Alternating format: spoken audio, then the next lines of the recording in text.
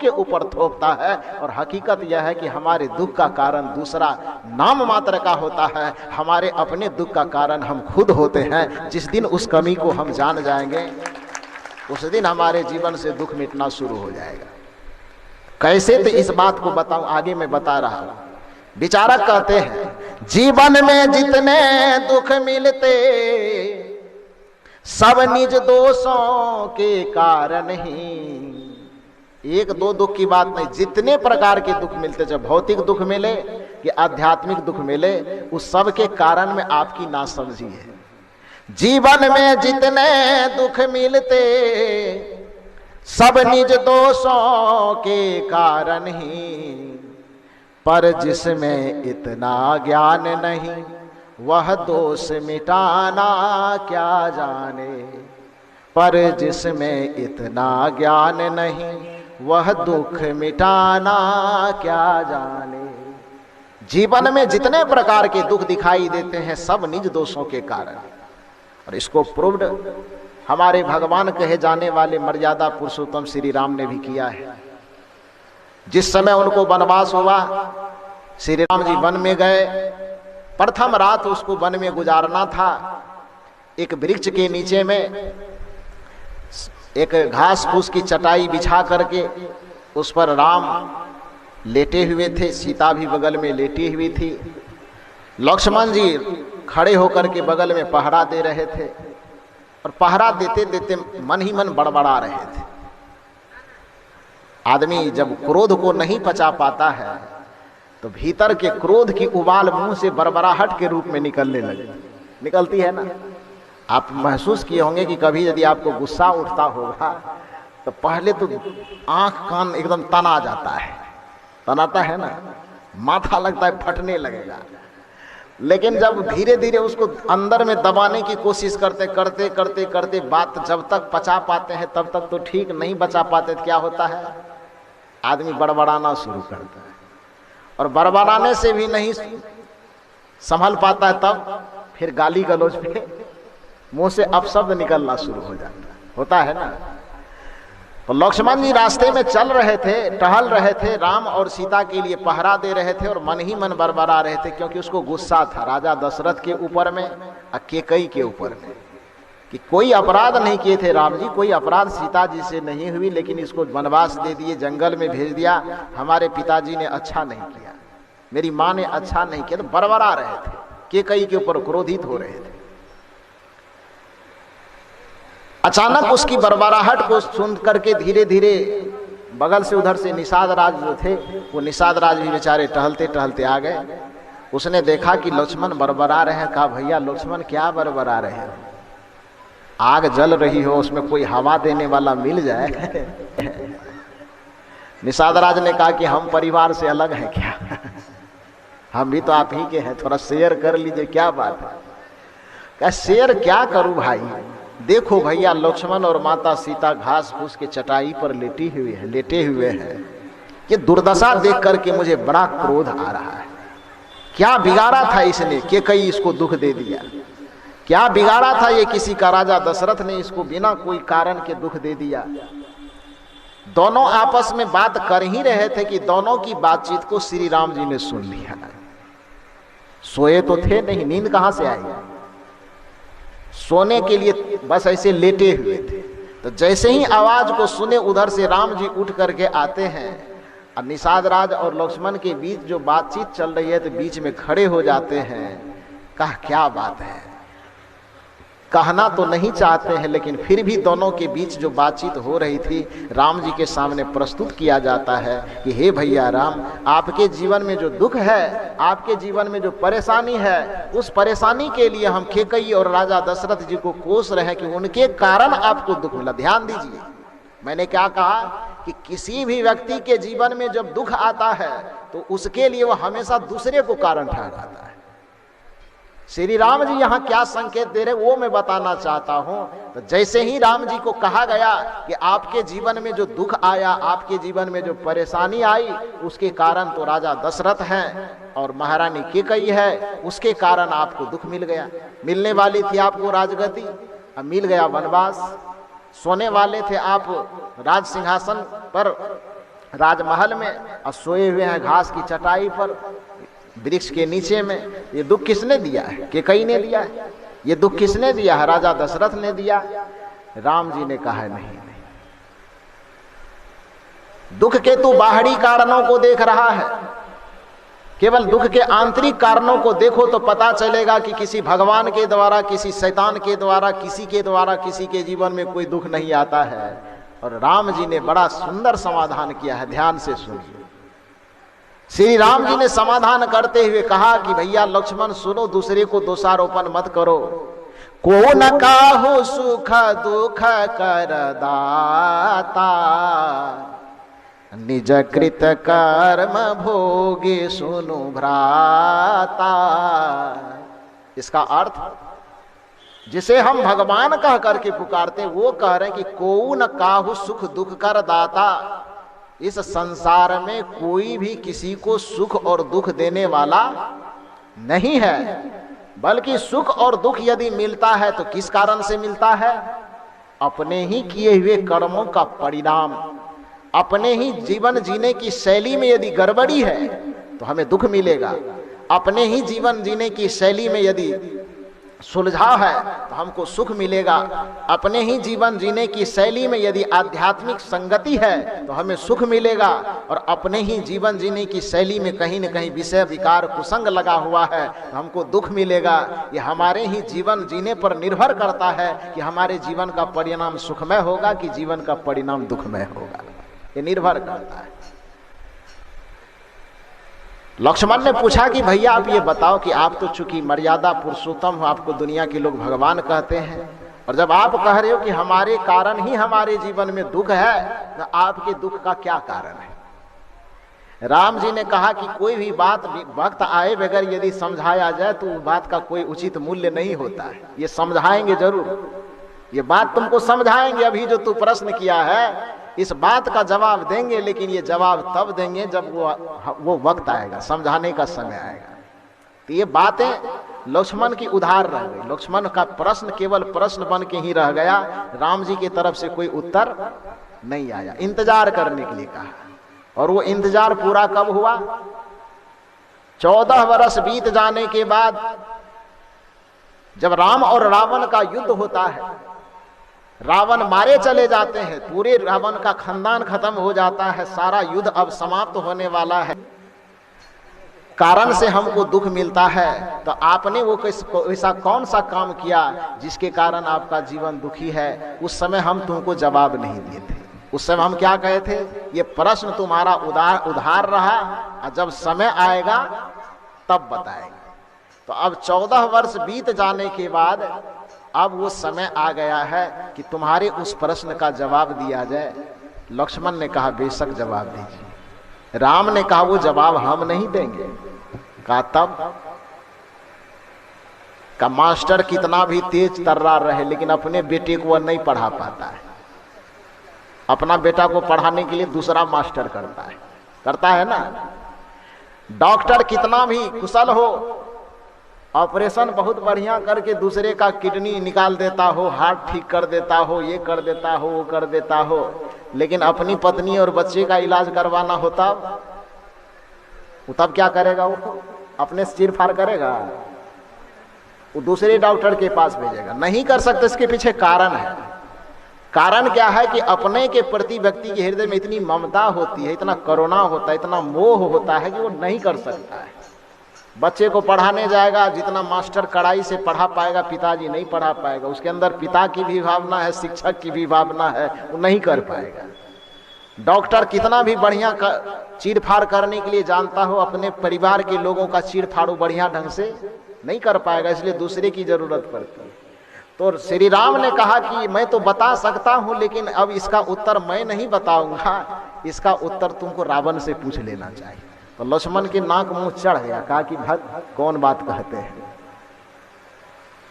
एक तो सवाल इतना गंभीर है, और उसमें भी जिससे हम लड़ करके उसके पूरे खानदान को खत्म कर दिए, इतना दिन तक दुश्मन समझते रहे हैं, और उससे कह रहे जा करके पूछ लीजिए। उससे काहे ले पूछेंगे? नहीं जाएंगे पूछने। श्री राम ने कहा नहीं पूछ लो। अरे रावण जब तक जिंदा था गलती किया, उसको सजा दे दिए, अब मरणासन पे है, मरने वाला है, अब उससे हमारी क्या दुश्मनी, अब तो जाने वाला है और थोड़ी देर में चला जाएगा। अब उसके अवगुण को याद करने से कोई फायदा नहीं। मर्यादा यही कहती है, शील यही कहता है, अनुशासन यही कहता है कि अब वो इस दुनिया से जाने वाले हैं। सारे राग द्वेष, सारे दुश्मनी को मिटा करके अब उसके अंदर जो थोड़ा बहुत गुण बचा हुआ है उससे जाकर के गुण ले लेना चाहिए। जाकर के रावण से कुछ शिक्षा ले सकते हो तो सीख लो, और तुम्हारा जो प्रश्न हमारे पास उधार है उसका उत्तर पूछ लो। लक्ष्मण जाने के लिए तैयार नहीं था, फिर भी लक्ष्मण को कहा कि जाओ पूछ लो। तो पहले लक्ष्मण गया और जाकर के रावण के सिरहाने के पास खड़ा होकर के कहता, हे रावण, हमारे भैया कुछ पूछने के लिए भेजे हैं, अब पूछता हूं, जवाब देने का मन हो तो दे दो, नहीं देने का मन हो तो जल्दी से तीर फेर लगा है, जहां जाना चाहते चले जाओ। कि पूछने का तरीका है, ज्ञान लेने का यही तरीका है। एक बात याद रखिए, इस दुनिया में देने वाला जितना महत्वपूर्ण नहीं है, लेने वाला उससे ज्यादा महत्वपूर्ण होता है। अभी कल से लेकर के आज तक मैं अपने निवास पर बैठा हुआ हूं। इतना देर के दरमियान में हमारे परम आदरणीय विशेश्वर बाबू 2 बार 3 बार मिलने के लिए चले गए, और 2-3 बार जितनी भी बार बैठे हैं, बातचीत चाहे कोई भी सिलसिला चले, उनके मुंह से एक आध्यात्मिक बात निकलती है संतों की, यदि हमारे पास लेने का बर्तन बढ़िया न हो, बड़ा न हो, तो देने वाले चाहे कितना भी देते रहे लेकिन हम ले नहीं पाएंगे, इसलिए हमारा बर्तन बड़ा होना चाहिए। और वो बड़ा बर्तन बिना सत्संग के नहीं होगा, वो बड़ा बर्तन बिना गुरु की युक्ति से नहीं होगा, वो बड़ा बर्तन बिना हमें ध्यान से प्राप्त नहीं होगा, वो बिना बर्तन हमें सहजता और सरलता के नहीं मिल सकता। तो बड़ा बर्तन होना चाहिए। देने वाले का जितना महत्व नहीं है, लेने वाले का उतना ज्यादा महत्व है। ये लेने वाले के ऊपर निर्भर करता है कि वह क्या लेना चाहे, क्या ले सकता है। जैसे कल्पना कीजिए कि एक गाय है, एक गाय के स्तन में क्या रहता है? पानी। आप लोग बताओ, गाय दूध निकाल लेता है, और उसी स्तन के पास पानी में चलने वाला जोंक पहुंच जाए। जोंक समझते हैं ना, लगा है कभी आप लोगों को? जोंक देखे हैं? जोंक ही बोलते हैं कि दूसरा चीज बोलते हैं आप लोग? जोंक ही बोलते हैं। तो गैया चढ़ते चढ़ते चढ़ते चढ़ते पानी में चला जाए किसी तरह से, गाय हो कि भैंस हो, पानी में चला गया और पानी में जोंक चलते चलते उसके स्तन पे जाके बैठ गया। तो एक जोंक जब गाय के भैंस के स्तन तक पहुंचेगा तो उससे क्या निकालेगा? दूध। क्या केजी लगभग? दूध नहीं निकालेगा, तो क्या निकालेगा? खून निकालेगा। उसी गाय या भैंस के स्तन पे जाकर के उड़ते उड़ते एक मक्खी बैठ जाए, बड़ी वाली मक्खी बैठ जाए, तो मक्खी क्या निकालेगी? उससे क्या निकालेगी? खून निकालेगी। स्तन किस लिए बना है? दूध देने के लिए कि खून देने के लिए? स्तन का निर्माण दूध देने के लिए हुआ है, लेकिन एक जोंक उससे कभी दूध नहीं ले सकता, एक मक्खी कभी उससे दूध नहीं ले सकता। तो वो देने का आधार क्या है? दूध। लेकिन दूध लेने के लिए हमारे पास बछड़ा का मुंह चाहिए, हमारे पास किसान का हाथ चाहिए। एक किसान जब अपनी स्नेह लेकर के, एक बछड़ा जब अपनी ममता लेकर के गाय के स्तन के पास पहुंचता है तो उसी स्तन से दूध निकलता है। लेकिन एक मछली, एक मक्खी और एक जोंक यदि उसके पास क्रूरता लेकर के पहुंचता है तो उसी स्तन से उसको दूध नहीं मिलता है, उसी स्तन से उसको खून मिलता है। इसलिए लेने वाले का जितना महत्व, देने वाले का जितना महत्व नहीं है, लेने वाले के ऊपर उतना महत्व निर्भर करता है कि हम लेना क्या चाहते हैं। दूध लेना चाहते हैं कि खून लेना चाहते हैं, हमारे ऊपर निर्भर करता है। संतों के पास हम आते हैं, गुरु के पास आते हैं, तो गुरु के पास आना तो अच्छी बात है, लेकिन ध्यान यह रहे कि आप आते किस तरह से, यह भी ख्याल रखना है। कबीर साहब ने सत्संग में आने के लिए निवेदन किया कि सत्संग में जाना चाहिए जरूर, संतों के पास जाना चाहिए जरूर, लेकिन कैसे? संत दरस को जाइए तज ममता अभिमान, जो जो पग आगे बढ़े कोटिन यज्ञ समान। अन्यथा याद रखिए कि सत्संग में पहुंच करके भी यदि हमें लेने का तरीका नहीं आता हो, बर्तन हमारा बड़ा नहीं हो, तो हम खाली के खाली वहां से लौट जा सकते हैं। यही चीज तो महाभारत बताया। कृष्ण के पास दुर्योधन भी पहुंचा और कृष्ण के पास अर्जुन भी पहुंचा, लेकिन दोनों के जाने के तरीके में, बैठने के तरीके में अंतर होने के कारण दुर्योधन कृष्ण के पास पहुंच करके भी खाली रह गया और अर्जुन थोड़ा देर से पहुंचने के बाद भी वह भर गया, क्योंकि अर्जुन देर से भले पहुंचा लेकिन लेने वाला बर्तन उसका बड़ा था, और दुर्योधन पहले भी पहुंचा फिर भी उसका लेने वाला बर्तन छोटा होने के कारण दुर्योधन खाली रह गया और अर्जुन वहां से भर करके लौट आया। तो लेने वाले का भी महत्व है। रावण के पास लक्ष्मण जिस तरीका से गया है वो लेने का तरीका नहीं। कहता है रावण कुछ बताना चाहते तो बताओ, भैया भेजा है, और नहीं बताना है तो जहां जा रहे हो सीधे चले जाओ, छटपटा का है, जल्दी जाओ, काम तमाम हो जाएगा। रावण मन ही मन सोचता है कि लक्ष्मण घमंडी का घमंडी रह गया है, राम का गुण इसमें अभी तक नहीं आ पाया है। लौट करके लक्ष्मण जाता कहता है कि भैया मैं गया तो था लेकिन उन्होंने दिया नहीं। राम जी भी मुस्कुरा दिए, कहा कि तुम लिया किस तरह से, कैसे मांगा जी? लक्ष्मण कहा कैसे मांगे, गए कहे रावण जो बताना है बताओ, भैया भेजे हैं, नहीं बताना है नहीं बताओ, जल्दी जहां जाना है जाओ। श्री राम ने कहा ये लेने का तो तरीका नहीं है, गुरु के पास ये लेने का तरीका, संत के पास ये लेने का तरीका नहीं, जाओ। श्री कृष्ण ने गुरु के पास जाने का तरीका बताया है कि तद विधि परिनिपातेन परिप्रश्नेन सेव्याः उपदेक्ष्यन्ति ते ज्ञानम ज्ञानिनः तत्वदर्शिनः, कि किसी तत्वदर्शी गुरु के पास जाओ तो अपने हृदय के थाल को बिछा करके पूरे समर्पण के साथ जब गुरु के पास जाओगे तो गुरु न भी देना चाहेंगे फिर भी गुरु से तुमको बहुत कुछ मिल जाएगा। इसलिए गुरु के पास अहंकार लेकर के मत जाए। रावण के चरण के पास बैठ गया और चरण के पास बैठ करके रावण से पूछता है कि हे रावण, मेरे भैया श्री राम ने आपके पास कुछ सीखने के लिए भेजा है, मैं आपसे कुछ सीखना चाहता हूं, कृपया करके मुझे सिखाने की कोशिश कीजिए। रावण ने कहा कि अब तो मेरे जाने का समय आ गया है, जल्दी जल्दी पूछ लो क्या पूछना चाहते हो। कहा हम अलग से कुछ नहीं पूछना चाहते, जिस समय हमको वनवास हुआ था उसी समय भैया राम ने कहा था कि को न काहु सुख दुख कर दाता, निज कृत कर्म भोगी सुनु भराता। इस संसार में कोई किसी को दुख नहीं देता है, बल्कि अपने ही कर्मों के परिणाम में व्यक्ति को सुख और दुख मिलता है। तो हमारे भैया में या हमारे घर में परिवार में ऐसे कौन सी गलती आ गई, कौन सा कारण आ गया जो हमारा पूरा परिवार ही दुखी हो गया?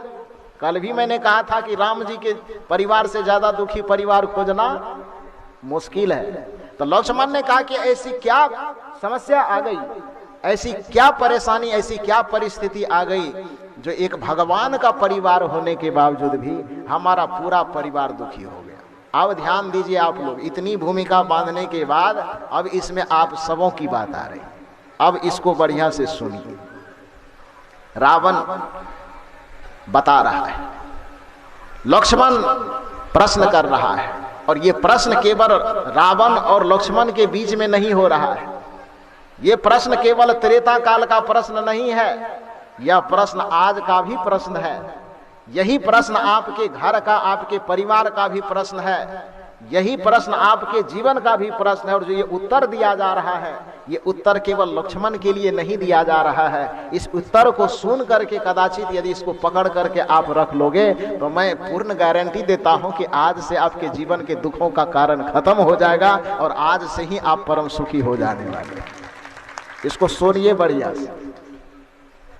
लक्ष्मण ने कहा कि हमारे भैया के पास जो हमारा प्रश्न उधार रह गया था कि हमारा पूरा खानदान जो दुखी हो गया, माँ दुखी हो गई, पिता दुखी हो गए, भाई दुखी हो गए, भाभी दुखी हो गई, हम दुखी हो गए, सब अलग अलग बिखर गए, हमारे परिवार में सुख शांति थी ही नहीं, है ही नहीं, इसका कारण क्या है? रावण ने कहा कि एक तो पहले गलती किए तो उसके कारण तुम सब मिलके हमारा पूरा खानदान खत्म कर दिया, और अब जो जवाब पूछ रहे हो यदि वो जवाब देंगे तो कहीं मरे हुए मुर्दे को फिर न मारना पड़ जाए, इसलिए क्षमा करो हम नहीं बताएंगे। लक्ष्मण ने कहा कि नहीं नहीं, मरे हुए को क्या मारना, गुस्सा उठने वाली भी बात है, फिर भी आप बता ही दो। बताने से कुछ बिगड़ेगा नहीं, हम आपको कुछ नहीं कहेंगे। रावण का बिल्कुल एकदम आश्वस्त कर रहे हो कि कुछ नहीं कहोगे? लक्ष्मण ने कहा बिल्कुल आश्वस्त कर रहा हूं, कुछ नहीं कहूंगा, मैं राम का भाई हूं और श्री राम के मुंह से जो निकल जाए तो वो कभी मिथ्या नहीं हो सकता। तो मुझ पे विश्वास नहीं होता है तो कम से कम मैं आपको राम का उदाहरण देके कह रहा हूं कि मैं राम का भाई होकर के मैं आपको वचन देता हूं कि आपको मैं कुछ नहीं कहूंगा, जो भी जवाब आप दे सकते हैं वो बढ़िया से जवाब दीजिए। रावण ने कहा चलो जब राम की बात बीच में ले आए हो तो अब मैं निडर होके बता देता हूं।